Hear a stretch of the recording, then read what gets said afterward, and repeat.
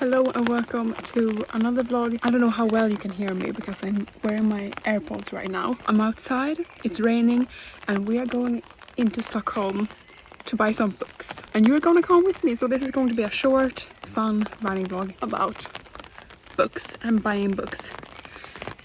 Nice. I don't know why I chose to stand here. I have to go to the bus now and you will come with me when I buy some books. I have a maximum of buying, I said 4 books yesterday to my mom, but I think my maximum is 6 books because I'm just feeling the urge to buy a lot of books, so you're gonna come with me, and that's that.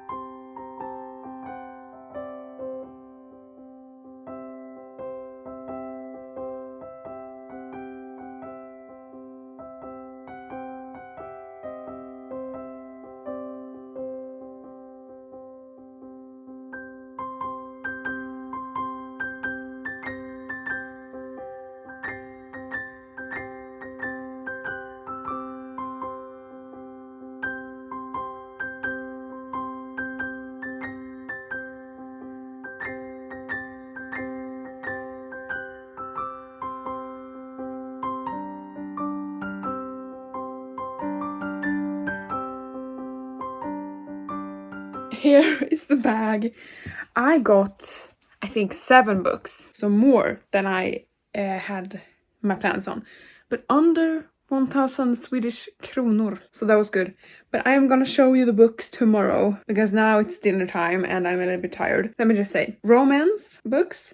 They had a lot of romance books and they had quite a lot of fantasy, like YA titles, and they had a lot of Colleen Hoover books. I got 1 Colleen Hoover book, which will probably destroy me because it has destroyed like all of BookTok and BookTube. So I got those. And they also had the college romance series that is called like The Deal, The Score. And they had 1 Penelope Douglas book, which I was really sad about, and that was Birthday Girl. But I wanted another book by Penelope Douglas, and they didn't have that. I wanted, was it Credence? I'm definitely going back there, and rest in peace my wallet because it was quite a bit of money. So hello again, it's the next day and I'm here to show you all the books that I got. So I got 7 books and it was actually quite a good deal because I got 7 books for $70. I don't really know how Swedish kronor translates to US dollars, but I'm pretty sure that 700 Swedish kronor is around the same amount of $70. So I got 7 books for $70, and over the years I have gotten more used to having these kinds of like paperbacks. And as you can see here, I have quite a few big paperbacks, and they're not the same size as these ones, but they are the same size as some of my other ones. I don't know why people or publishers do paperbacks in such different sizes, but that was also a thing that I was looking for, that all of these books can actually stand on a shelf together because they are the same size. Anyway, I don't know what I was talking about. Right. I have gotten more and more used to reading paperback books, and I'm not that picky anymore about having hardbound or hardcover books. Like, it doesn't matter anymore because I am reading so much more on ebooks on Amazon or ebooks on other platforms. And buying books is a rarity for me nowadays, and I don't really care about the format. Anyway, let's actually get to the books that I got. So I got 7 books, and the first one you have already seen, so I can just bring it up and talk about it. It's These Violent Delights by Chloe Gong. And the reason I got this was because since starting my own BookTok and like AuthorTok account, I have seen more and more videos of Chloe Gong on BookTok and AuthorTok. She's doing a lot of like fun TikToks about her books, and she's doing a great job of inspiring me and making me want to read her books. So that's like my own goal with TikTok, to inspire other writers to write and then inspire other readers to read my book. She has definitely like ensnared me with her TikToks, and since then I have started following her on Instagram to seeing what she's up to. And of course I needed to buy this book. I didn't see any copy of this on the tables because they have big ass tables with mountains of books. And it made my reader heart so freaking happy. So I asked them and they found only this copy. And the sad thing is that it's quite destroyed on the edges and the spine is already cracked. And I'm very, very careful when reading books to not crack the spine. I haven't cracked any of my paperback books. So it pained me to buy this book, not because of, you know, the story in itself, because I think the story is very good. It's a Romeo and Juliet retelling set in Shanghai, I believe, in 1926. So we follow Juliet Kai and then Roma Montagov. Excuse me for my pronunciation. There's like gang wars in Shanghai, spies and family feuds, you know, Romeo and Juliet. And this is the first one in a duology. But I saw that they had the second book and I, of course, went straight to the one behind the desk and asked if they had the first one since they had the second one in hardback. They were said to have 5 in stock, like where I had looked, but they could only find one and that was a destroyed one, which was very sad.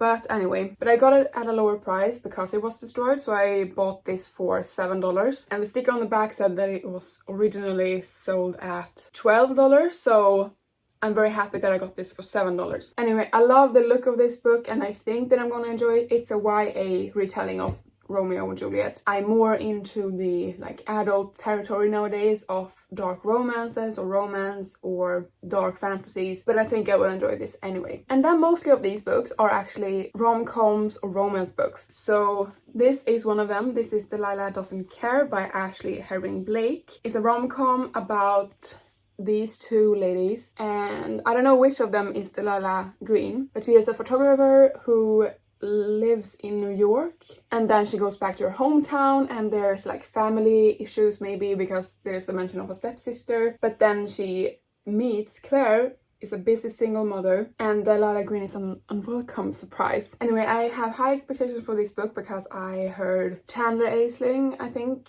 talk about this book, and then I've heard other people talk great things about this book as well. Snarky, steamy and swoony in equal measure. I never wanted this book to end. And then a hot, frothy rom-com with a relatable heart beating at its center. So I think this will be great. And then I got Gallant, I don't know how to pronounce it, by V.E. Schwab. I have had bad luck with V.E. Schwab before. I read The Invisible Life of Adelaide Rue and very much disliked it. And I have read the first 2 books in Darker Shade of Magic series and I have no intention of continuing with the series, which says a lot. But I still have my hope for V.E. Schwab and I know a lot of people like her, so I got Gallant. And this is a story about a girl, a 16-year-old girl who is like invited to this place, which I think is called Gallant, from her uncle that she's never met before. But when she gets there, her uncle is dead and there's only servants and I think her cousin, and there's a lot of secrets to this house. And I love the trope of having a big mansion that holds a lot of secrets. And I loved, for example, Haunting of Hill House, the TV series on Netflix. I loved Bly Manor, and so I think I would like this better than An Invisible Life of Adelaide Rue. And I like the design of it.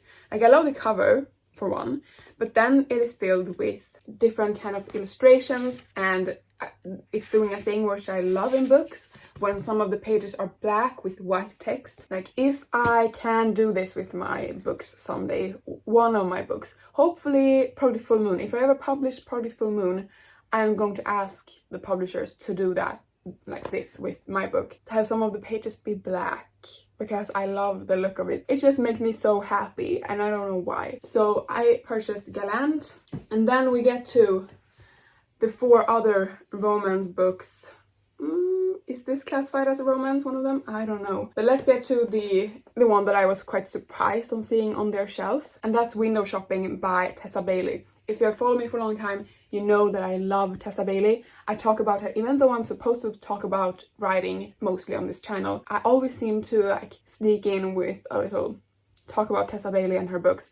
I have read her Fixer Up series, not the greatest, but It Happened One Summer is one of my favorite rom-coms that I've ever read, and the sequel to that, Hook, Line and Sinker, was not as good, but it was still very good. And then just a week ago, I read My Killer Vacation by Tessa Bailey, which is a murder mystery romance, and I think it's the same length as this one, so it's a shorter novel, but this is a winter one. So I think it's going to be the same formula as My Killer Vacation, which I loved, but it's going to be set in winter. So I was surprised to see this on their shelves because this is set in winter and it's like July right now. Anyway, I bought this and I don't really know what it's about. I feel like there's two people window shopping and they meet each other while they're window shopping. It's set in Manhattan 2 weeks before Christmas, so I'm going to read this 2 weeks before Christmas this year. And then we get to the book, which I feel like everybody has been talking about recently, and that's It Ends With Us by Colleen Hoover. This will be my first ever Colleen Hoover book, and I don't really know what this is about. I've heard that it's going to break my heart, make me cry, make me scream. I posted a TikTok yesterday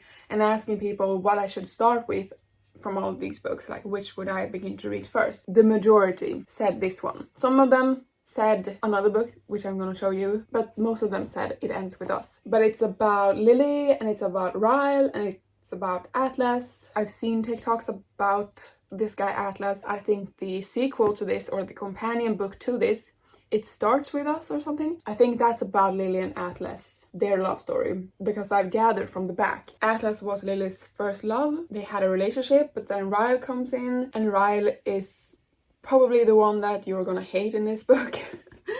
I can just feel it. But then I got Get a Life, Chloe Brown by Talia Hibbert. I have been meaning to read this book since its first release. 2019. I have meaning to read this since 2019. Haven't done it. So I finally bought it and I think I'm gonna love this book. It's about Chloe. I think she has some kind of... yeah, she's chronically ill and a computer geek with a goal of a bucket list. Let's just say that, a bucket list of doing things before... I don't know. No, after almost but not quite dying, she's come up with a list of directives to help her get a life. And then she meets Redford Morgan. Red, this guy with red hair. It's said to be clever, sweet, sexy and brilliant. So good. I loved every page. And this is by Helen Huang, which I have read her romance books before, and I loved the two that I have read so far. So I officially got Get a Life, Chloe Brown, and they had the two other books, which is Take a Hint, Danny Brown, and Act Your Age, Eve Brown.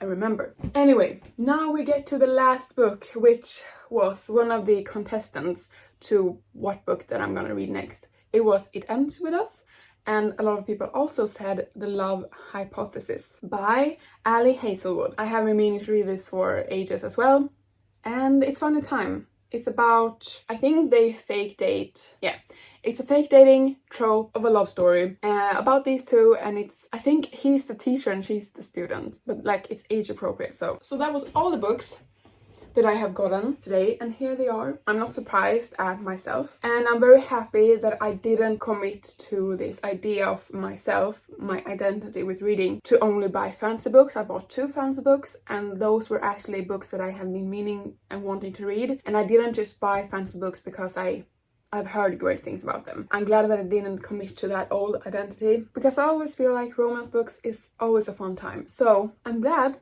that I went with that new love of reading, and I hope that these books can inspire me in some way to keep writing my own stories, because reading a book that you just don't feel like reading, like pushing your way through a book that you don't like, maybe, it really dries out your creativity, at least for me. So when I find a book that is so good and so funny and like romantic or intriguing or whatever, it always inspires me to write my own stuff and inspires me to maybe try something new, try something different within my own stories. So I feel like I'm coming up with this great excuse of buying this many books, which is not the case. But with that said, thank you so much for watching this video. I know it's a little bit different. I didn't talk about any writing stuff, but I wanted to show you this adventure and take you along with me on this adventure. I hope that you enjoyed the video. Leave a like and a comment below and let me know if you have read any good books recently, if you have read any books that has inspired you to write, and subscribe because I post a new video every week, every Thursday, and I'll see you in the next one. Bye!